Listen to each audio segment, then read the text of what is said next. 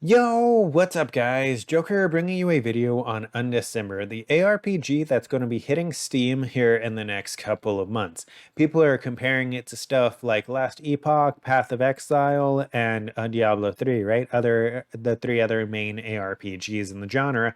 And I wanted to give my opinion. At this point, I have about 20 to 25 hours on the Korean server, so I'd say I get a pretty valid opinion as opposed to some of the people that have played for about 2, 3 hours and then gave extremely biased opinions, in my opinion, just because they go, it's a Korean MMO, Korean MMOs are play to win, blah, blah, blah, blah, blah, fucking idiots, right?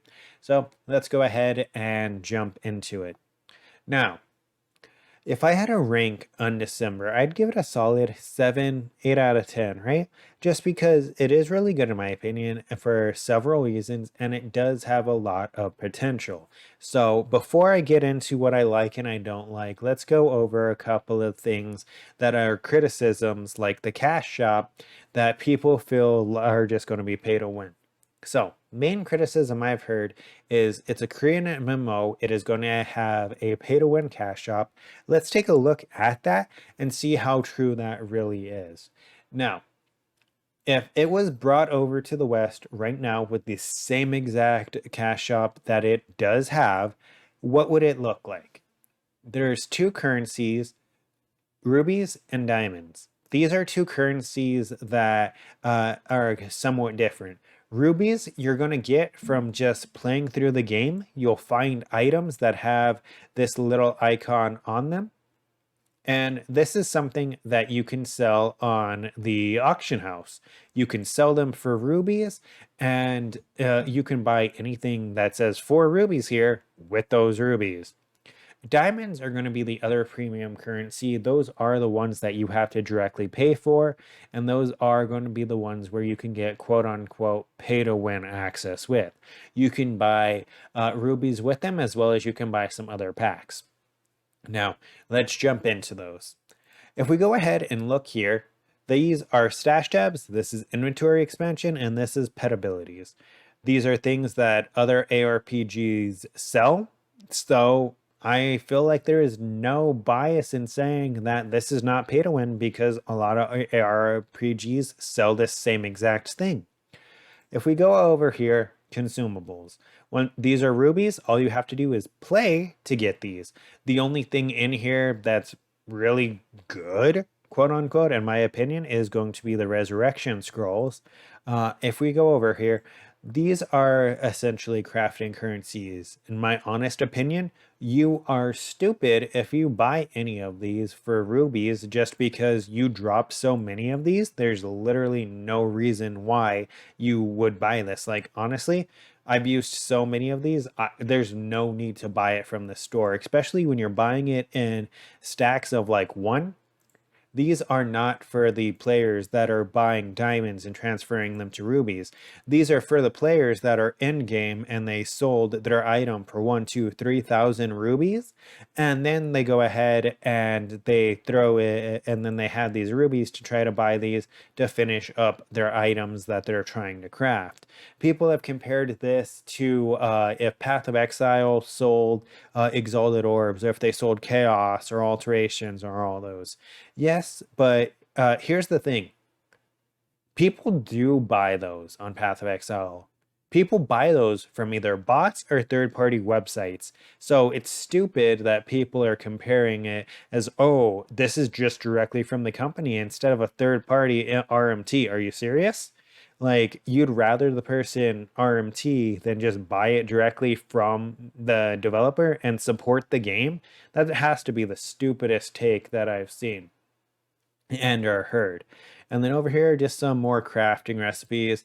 In some of these packages, you can buy gold, but the amount of gold that you get is so minuscule. I've used several 100,000 gold, so it's not even worth it to really say, oh, these are pay to win, they let me buy a gold. No, the amount of gold, like right now, I have 200K, and I've leveled up several skills to 10 and 20. So it's like 100K for each 5 of these, right? So I've used like literally so much money on different skills, testing out different variabilities that not really a pay to win aspect.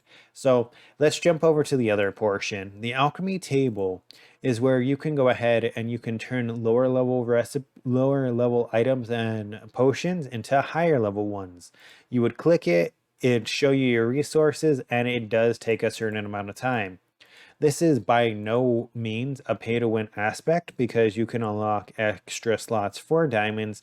These are going to be quality of life if you want to do it a little bit faster. That is not pay to win because I'm pretty positive the potions that you get out of this aren't even tradable on the auction house. So this is just for you.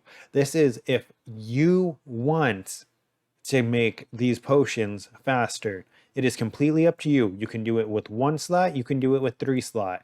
You can queue up potions in the table and then just walk away. You do not have to be here for this, right? That's going to let me know when it's finished. I can go ahead and go play the game. So this just allows me to upgrade my potions to higher tier potions. Now, with that rant out of the way, let's go ahead and jump into what I like about the game and what I don't like about the game. So, a couple of the things that I do like is the fact that it does have challenging boss fights. It does have an interesting skill system. It does have a unique quality of like crafting system where you're able to go ahead and as long as you have the crafting currency, you're going to be able to set it to try to get a specific outcome, and it is going to go ahead and try to help you, and you kind of just set it and forget it, right? And it's going to go ahead and just roll that currency for you. Honestly, it's the same as like alteration spamming, except for you don't have to kill your hand or your mouse doing it. Apart from that, they do have a good auto looting system with this little pet where he'll go ahead, huge quality life. I love where games auto loot stuff for me, especially because I hate clicking every little thing that drops. It does have a potion system where it'll manually use your potions once you hit a set threshold. If you would like, you can turn this auto potion feature off, and then it has a yeah, so those are a couple of things I like, right? The crafting system, the skill system is unique, the boss fights are challenging, and it has a quality of life for the crafting system in it. Now, let's jump into a couple of things that I don't like. I don't like how some of it is optimized for mobile play. You can obviously tell that mobile play was thought of in this, where parts of it do cater to mobile playing. Like if you press T, it'll go ahead and automatically cast your right click button for you. Um, and as well as some of the features that I was liking with the quality of life, like the potion use, the auto looting, all of this are some things that are usually mobile based. So those are a couple of the things that I don't like. I'm going to go ahead and jump over to a couple of boss fights that you can take a look at. One moment. All right, so this part's going to be just a voiceover in the background. You'll see me doing some of the boss fights while I went ahead and I kind of finished my review. So, Undecember, once again, if I would want to recap it, I would give it a solid 7, 8 out of 10. I would say that it does have large potential coming out in the West on Steam as being one of the top ARPGs just because of the amount of quality of life features that it does bring. I do like the challenging boss fights, the skill system, the unique crafting, and the auto looting that you do get. I don't like how it has some features that cater to mobile settings, as well as the the cash shop does have potential if it is changed to become pay to win. I would say that it's not pay to win now, but it does have the potential to become pay to win. If I go ahead and give my opinions overall, it is a really good, enjoyable game. I played 30 hours, and my downtime between leagues, I could see it definitely being something that I jump onto. Do I feel like it's going to take over Path of Exile, D3, Last Epoch as like a super hype mainstream game? Probably not, just because I feel like the design where a lot of the features are kind of more that quality of life, where it is more of an AFK thing for a lot of the features, the automatic potion use, the automatic crafting, the automatic looting, all of that. I feel like that may turn away some players. So I feel like it does have good potential. I feel like the cash shop can make or break it. And in my opinion, I can't wait for it to come out. I can't wait for you guys to try it out. I can't wait to get to the end game once it does come out in the West, just because of the fact that, like I said, I only got about 20 hours in. So I do want to see what else the game has to it. But all in all, I'd say it's definitely worth trying. It's definitely worth your time. If you like action RPGs, it has lots of aspects from games like Path of Exile, D3, Last Epoch that you will enjoy. It seems like it grabbed a lot of the cool features and threw them into one with a little bit of catering to mobile. Okay. So if that sounds like something you may enjoy, jump in when it hits Steam. Don't let other people deter you just because they didn't give it enough of a chance. They played it for 5 hours and said it's terrible, right?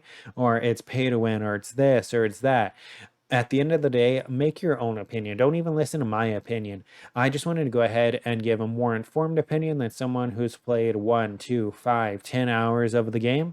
Because, in my opinion, that's not enough to really get a grasp of a game. Because if you look at something like an MMORPG like RuneScape, Final Fantasy 14, or if you look at something like other ARPGs like Last Epoch, D3, Path of Exile, if you only play that amount of time, you're not even going to get on into the quote unquote fun part of the game, which would be the end game grind, right?